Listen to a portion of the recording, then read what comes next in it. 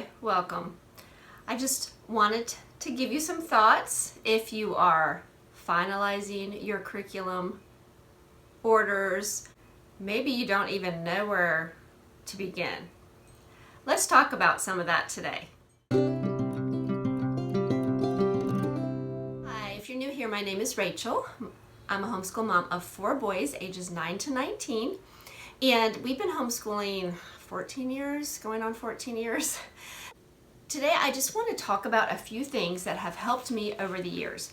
I know this time of year, really I'm a little bit late probably in the game, but I want to share my thoughts with you anyways. But just that time of year, it rolls around, new thoughts about the next year come into our mind for homeschooling. What curriculum are we using? Is what we're using now working? Should I go ahead and just keep on moving forward with that? So many thoughts, so many questions, for me it was always research. I like to research out curriculum, but I don't do that as much as I used to in the past, and I think it's because my kids have gotten older and I have come to a point of I know some things that definitely work. That is a thought. If you're new at this, that will happen. But you will discover new things, especially when your kids are in high school and they have different interests. You will have to research some more things out. I used to be a lot worse at this, but I do know it came down to saying, Rachel, have you prayed about this? A lot of times, especially when you're just undecisive, you really just need to say, okay, Lord, just ask Him for help in making the right decisions, and just let Him take care of it for a couple days. Don't even think about it for a couple days, except maybe just praying about it. And sometimes, I'm going to be honest with you, I end up going with neither of those. I don't want to discourage anybody, but it has happened, and I've totally gone a different direction than I thought I would. So I really encourage you to pray about it. I do want to say real quick, it is very windy outside. I don't know how much of it you can hear. I can even hear my wind chimes right now. So I hope it's not bothersome to anybody. So I want to really just encourage you and show you how I sort of make lists and finalize and think about how I'm going to do this. But I want to share a book that I had mentioned in my video of how to choose curriculum. I didn't actually have the book in hand. This is not my copy, it's the library copy. This is the first thing I want to suggest to you, especially if you are new at homeschooling. When I started reading it again, I was really encouraged. Her thoughts in really doing what is best for your family and just the way she words things. It was really encouraging, and so I do want to mention that it's easy reading, but it is the 102 top picks for homeschooling. Okay, first of all, I want to say I'm not telling you to get this and choose one of the curriculums out of this book. That this is not my purpose of this book. This is what I want to tell you is in here that encourages me. In probably about the first 1/5 of the book, she talks about putting together your philosophy of education and the learning styles, the different learning styles of your children. Talks about what I talked about in my homeschool video, all the different styles of learning, first of all, which is like the traditional, the Charlotte Mason, the eclectic, classical, unit studies, unschooling. She mentions about that, independent study. So she mentions all those, but then she gives you like a little, I don't want to say it's a test, but it's just a little thing to fill out to narrow down what philosophy probably is best for your family. Sometimes you might think, oh, I love that idea. But I know for me, there's lots of things I love about what works for other people, but I have realized it is not what works for me. So she sort of gives you like, a list of what your priorities might be and what direction you should probably lean. So I thought that was very insightful, very helpful, what approaches and how to put it all together. Then she gives you information about the different learning styles for your child. And she talks about it in a little bit of a different way. She has a Wiggly Willy and a list of things that would fall under that. A perfect Paula is what she calls it, and a list of things. A competent Carl, sociable Sue, And, you know, some of your children might fall under a couple of these. And then another thing to sort of fill out to see what your child probably falls under. Okay? So to me, that is helpful. And maybe you've already figured that out, and that is great. This book is not for you if you know all this already, unless you don't know what curriculum to choose because of you have a Wiggly Willy or you have a Perfect Paula. You don't know. But that is the next thing that is helpful. Now, it is a list of curriculum. She has everything in here. Of course, they're her picks. They're her 102 top picks. Most of the curriculum you will be familiar with, but she does have phonics, reading, and literature, and she has it sort of separated with ages up to high school. Language arts, grammar and composition, language arts, spelling, vocabulary, and handwriting, mathematics, history, geography and social studies, science, of course the unit studies, and all in one. And she has some on electives. So, but instead of jumping in and talking about all those, she gives you a list of them. And I don't know if you could see this, but there is a chart, okay? So here's history and science, and here's the list of the curriculums she uses. But at the top, she gives you a score depending on if this particular curriculum needs parent, teacher, instruction. So 1 to 5. I could be wrong, but it's probably 1 doesn't need it and up to 5 needs it. But it tells you somewhere on here.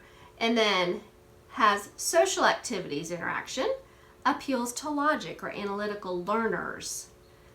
And it gives you the score, you know, does the least amount to the highest amount. And some it just doesn't at all, and she will say does not apply. Is this an independent study? Can it be done independently? Structure, rule oriented. And sensory and hands-on.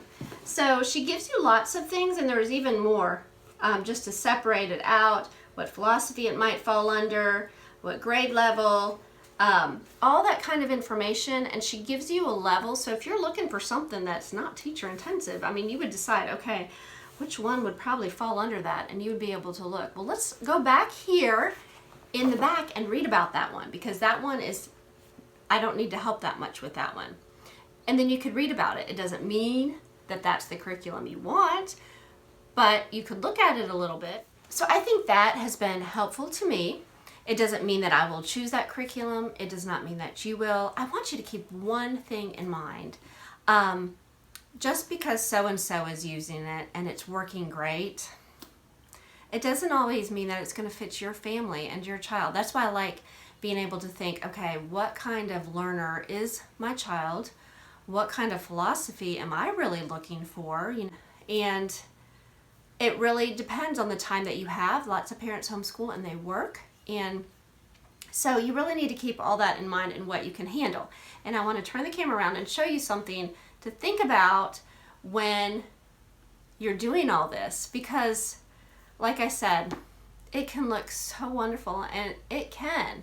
And I know people, I think my curriculum's wonderful, but I know that it would not work for a lot of other people, and that is fine. But and there's curriculum that others use, and I can't wrap my mind around it. So it's just all so different. And a thing that has helped me is if they are using a curriculum and I really am interested in it, ask to borrow it and look through it. That has always helped me. If I could just get my hands on it and look through it. But just being able to look, because there's so many times that I picked up a book that I thought looked beautiful and everybody else loved it, and I opened it up and I thought, oh, this is not at all what I expected. So if you can get your hands on the book, I really suggest that. Look through it, think about it, pray about it. That's really what it comes down to. Ask the Lord just to give you guidance. So let me turn the camera around and just give you a couple other small thoughts that will really just help you narrow things down as you come to this finalization of which curriculum do I want. Say I have a second grader and a fifth grader.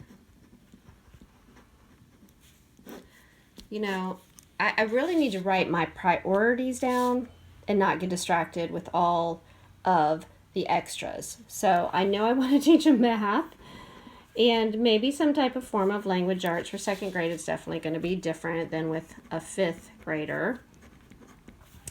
For me, when I did language arts, it would just be spell to write and read. And that is all I used. It had spelling and it had writing, and it actually had a lot of like grammar concepts. So, and then for math, I knew I would use Math-U-See.